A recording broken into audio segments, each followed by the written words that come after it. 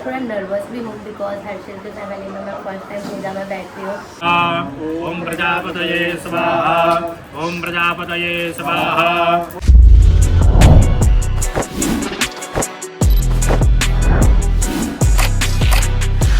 Hey guys, welcome back to my new vlog। तो आज का vlog बहुत ही स्पेशल है मेरे लिए बिकॉज आज है यज्ञनगर में और हर्षिल की फैमिली में हर्षिल के अंकल के वहाँ पे है और हम दोनों बैठने वाला है फर्स्ट टाइम बैठने वाले हैं। और मैंने फर्स्ट टाइम साड़ी भी पहनी है। थोड़ा नर्वस भी हूँ बिकॉज हर्षिल की फैमिली में मैं फर्स्ट टाइम पूजा में बैठती हूँ और मैंने फर्स्ट टाइम साड़ी भी वेयर की है। तो अभी महाराज जी भी आ गए हैं, अभी देखते हैं आगे क्या होता है क्योंकि यज्ञ में बैठना मैं फर्स्ट टाइम बैठी हूँ। तू बैठा है ना, हर्षिल तो बैठा है, तो हम लोग फर्स्ट टाइम बैठने वाले हैं। सो एंड तक वीडियो ज़रूर देखना। और मॉर्निंग से हमने कुछ खाया भी नहीं है, कोई भी मील नहीं लिया है। यज्ञ खत्म होगा उसके बाद हम खा सकेंगे। मेरा लुक दिखाती हूँ। तो चैताली ने आज पहली बार साड़ी पहनी है, काफ़ी सुंदर लग रहे हो। अभी से ना गेस्ट भी आ जाएंगे सब और बाहर बहुत सारी धूप भी है तो मंडप भी किया है। चलो गाइस तो दिखाते हैं कि कैसे सेटअप किया है। तो काफ़ी धूप है बाहर तो, लेकिन यहाँ पे काफ़ी अच्छा मंडप भी किया है और महाराज जी आ गए और हमारा वेट कर रहे हैं। मेरे कान्हा जी भी विराजमान कर लिया है। Yes। पूजा में बैठेंगे और हमारे कान्हा जी भी यहाँ पे बैठ गए हैं। पूजा का ऑलमोस्ट सब कुछ रेडी है। तो हर्षिल के बड़े भैया है तो वो भी बैठने वाले हैं भाभी के साथ। तो हम लोग 2 कपल है बैठेंगे आज।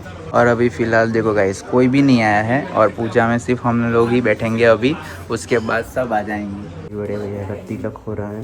ये देखो अभी हमारा तिलक भी होगा। हम लोग तिलक करके नहीं आए थे तो आंटी तिलक करके देंगे। महाकाय सूर्यकोटि समप्रभ निर्विघ्नं कुरु मे देव सर्वकार्येषु सर्वदा। मुझे ये तिलक बहुत पसंद है। सर्वकार्येषु सर्वदा। हरि ओम महादेव महादेव महादेव महादेव जय महादेव। दीप ज्योति नमस्ते। तो अभी हम लोग सब साथ में बैठ गए हैं। अभी पूजा स्टार्ट होगी और हमारा कान्हा वहाँ पे बैठ गया है। પૈસાવાળા વ્યક્તિઓ ત્યાં હાજર હતા, ભૂતપૂર્વ સીએમ પણ હતા. પણ પુણ્ય એક કાર્ય એવું છે કે જો તમે પુણ્યના કાર્ય કરશો તો ભગવાન એને કેને પ્રકારે તમારી પાસે આવે ને આવે છે. હવે જે પ્લેન ક્રેશ થયું ને એની અંદર બધા જ મૃત્યુ પામ્યા પણ એક વ્યક્તિ જીવિત થઈ ગયો, એક વ્યક્તિ મૃત્યુમાંથી બચી ગયો. હવે જે વ્યક્તિ બચ્યો તે પોતાના મનની અંદર શું વિચારતો હશે કે મારા કંઈક સત્કર્મો, મારું કંઈક પુણ્ય આડે આવ્યા કે ભગવાને મને આટલી મોટી મુસીબતમાંથી મને બહાર કાઢ્યો. એટલે જીવનમાં હંમેશા દરેક વ્યક્તિએ પુણ્યના કાર્ય કરવા જોઈએ. હવે પુણ્યના કાર્ય એટલે શું? તો આપણા શાસ્ત્રોમાં લખ્યું છે પુણ્ય કેવી રીતે કરવાનું. વ્રત કરવાથી પુણ્ય મળે, તપ કરવાથી, વ્રત તપ જપ નિયમ યજ્ઞ સ્વાધ્યાય દાન દયા, આ બધા જ સત્કર્મ કરવાથી આપણને શું મળે છે? પુણ્ય મળે છે. વ્રત કરવાથી પુણ્ય મળે, તપ કરવાથી પુણ્ય મળે, પરમાત્માનો નિત્ય મંત્ર જપ કરવાથી પુણ્ય મળે. કોઈક જરૂરિયાત વ્યક્તિને તમે દાન કરો તો તમને પુણ્ય મળે છે. સૂર્યનારાયણ રોજ અર્ઘ્ય આપો, પુણ્યનું કાર્ય છે. માતા પિતાને રોજ પગે લાગો એ પુણ્યનું કાર્ય છે. સમજ પડે છે? તો તમારા ઘરની અંદર, તમારા જીવનની અંદર તમે જો નિત્ય પુણ્યના કાર્ય કરશો તો હું તમને આ ધર્મના આસન પર એટલું એક વચન ચોક્કસ આપીશ કે ભગવાન જ્યાં જ્યાં તમને તકલીફ પડશે ને ત્યારે તમારી પાસે કંઈ ને કંઈ પ્રકારે તમારી પાસે આવશે એ વાત ચોક્કસ છે. એટલે માણસે, વ્યક્તિએ રોજ ભગવાન પાસે શું માંગવાનું કે ભગવાન હું પુણ્યના કાર્ય કરું ને એવા રોજ મને તમે આશીર્વાદ આપજો. બીજો આશીર્વાદ છે કલ્યાણ. તમારા જીવનની દરેક જરૂરિયાત માં ભગવતી પૂર્ણ કરે એના આશીર્વાદ ભગવાન પાસે માંગજો. જો પહેલાં જ સમજાયું છે કે ભગવાન આ જગતમાં આપણી ઈચ્છા પૂરી કરતા નથી. ભગવાન શું પૂરી કરે છે? જરૂરિયાત પૂરી કરે છે. માને પ્રાર્થના કરજો કે હે જગદંબા, હે નવદુર્ગા, આ યજ્ઞના માધ્યમથી મારા જીવનની દરેક જરૂરિયાત તમે પૂર્ણ કરજો. ત્રીજા આશીર્વાદમાં કર્મની વૃદ્ધિ માંગવાની. શું માંગવાનું?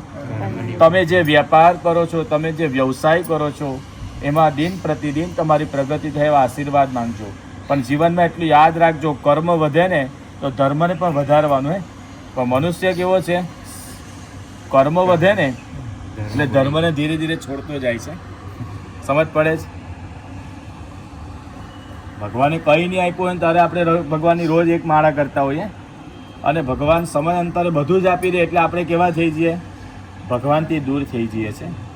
પણ યાદ રાખજો, કર્મ વધે એટલે ધર્મને વધારજો. બરાબર છે? એક માળા ફેરવતા હોય ને પછી કર્મની વૃદ્ધિ થાય ને તો 2 માળા ફેરવવાની, એટલું યાદ રાખવાનું. આ ધર્મની વૃદ્ધિ કહેવાય. બરાબર? ચોથા આશીર્વાદમાં ભગવાનને કહેજો કે આ યજ્ઞના માધ્યમથી ભગવાન અમને, અમારા પરિવારને તમે શરીરથી નિરોગી રાખજો. એટલે ભગવાન પાસે કેવો આશીર્વાદ માંગવાનું? ક્વોલિટીમાં કે ક્વોન્ટિટીમાં? ક્વોલિટી એટલે સારું અને ક્વોન્ટિટી એટલે વધારે. તમને કેવું આયુષ્ય જોઈએ છે? સારું જોઈએ છે કે વધારે જોઈએ છે? સારું જોઈએ. ભગવાને કહેજો ઓછું જીવીએ પણ સ્વસ્થ જીવીએ. બરાબર? છેલ્લા શ્વાસ સુધી અમે અમારું કાર્ય જાતે કરી શકીએ એટલી ભગવાન તમે આ યજ્ઞના માધ્યમ તમને શક્તિ આપજો. અને છેલ્લા આશીર્વાદમાં માને પ્રાર્થના કરજો કે આ યજ્ઞના માધ્યમ તમને શુભ લક્ષ્મી આપજો. કેવી લક્ષ્મી? જે લક્ષ્મી વાપરતા અમારા હૃદયને આનંદ થાય એનું નામ શુભ લક્ષ્મી. સમજ પડે જ વાતમાં? લક્ષ્મી અનેક પ્રકારની આવે છે. એક વપરાય ને ત્યારે દુઃખ થાય. દુઃખ થાય કે નહીં? સવારમાં 9 વાગે ઓફિસે નીકળતા હોઈએ અને હેલ્મેટ પહેરવાનું ભૂલી ગયા હોય અને પોલીસવાળા ભાઈ પકડે ને 500 રૂપિયા 1000 રૂપિયા લઈ લે તો શું થાય? દુઃખ તો આખો દિવસ થાય. જ્યારે જ્યારે યાદ આવે ત્યારે દુઃખ થાય. અને એ જ 1000 રૂપિયા કદાચ કોઈક સત્કાર્યમાં વપરાય તો જ્યારે જ્યારે યાદ આવે ત્યારે આનંદ આવે કે આજે મારા હાથે કંઈક સત્કાર્ય. લક્ષ્મી એક જ છે પણ જવાના માર્ગ અલગ છે. ભગવાનને પ્રાર્થના કરજો શુભ લક્ષ્મી આપજો. જે લક્ષ્મીથી અમને સારા વિચાર આવે અને સારા વિચારથી અમે સારું ધર્મનું જતન કરી શકીએ. આવા 5 આશીર્વાદ આજે મા ભગવતી પાસે તમારે 4 જણાએ પ્રાપ્ત કરવાના. આંખો બંધ કરી ઓમ આનિતામ વિષ્ણવે નમઃ વિષ્ણવે નમઃ વિષ્ણવે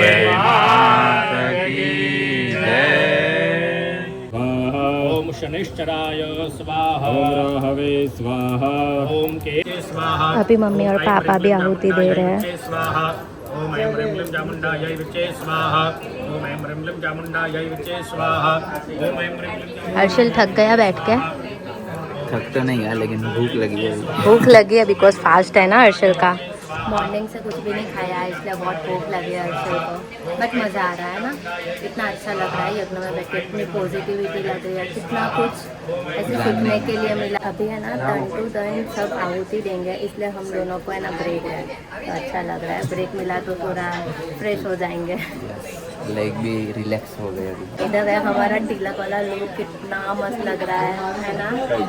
हाँ, लगा गया ना. सब गेस्ट भी आ गए हैं, थोड़े बाहर है और सब अंदर बैठे हैं.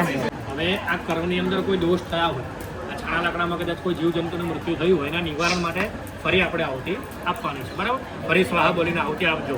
ઓમ પ્રજાપતયે સ્વાહા ઓમ પ્રજાપતયે સ્વાહા ओम प्रजापतये स्वाहा.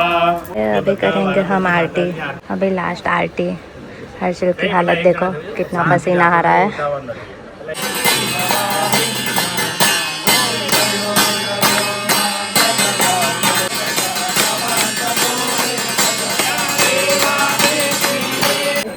यज्ञ खत्म हुआ तो गाइस अभी यज्ञ भी खत्म हो गया. मैंने चेंज भी कर लिया और प्रसादी भी स्टार्ट हो गई है. ये देखो लास्ट वीडियो में आपने देखा होगा डॉली दीदी का श्रीमंत था तो बेबी अभी आने वाला है, कमिंग सून है. और जीजू हेलो जीजू एक्साइटेड है ना अभी? तो फुल्ली एक्साइटेड. यस, दिन नज़दीक आ रहे हैं. मम्मी डैडी बनने वाले हैं. मैं भी एक्साइटेड हूँ. वो भी व्लॉग आएगा जब बेबी आ जाएगा ना तब व्लॉग आएगा, तो स्टे ट्यून. हम आ गए घर पे एंड आज सच में यज्ञ में इतना अच्छा लगा मुझे और पहली बार मेरा एक्सपीरियंस था और सच में बहुत ही अच्छा लगा. और महाराज ने आज इतना अच्छा समझाया तो बहुत सारी जानकारी मिली मुझे. जो वाइब्रेशन होती है ना वो सच में फील कर सकते हो.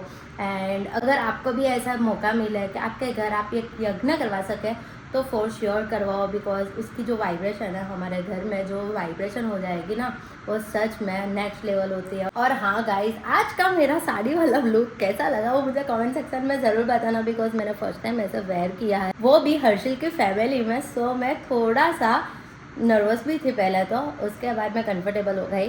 बट अच्छा लगा मुझे साड़ी पहन के. तो मुझे कमेंट सेक्शन में ज़रूर बताना कि मैं कैसी लग रही थी. एंड सो गाइस चलो अभी ये व्लॉग मैं यही पहन करती हूँ. मैं देखकर नए व्लॉग के साथ नई एनर्जी के साथ. Thank you for watching my video. Bye.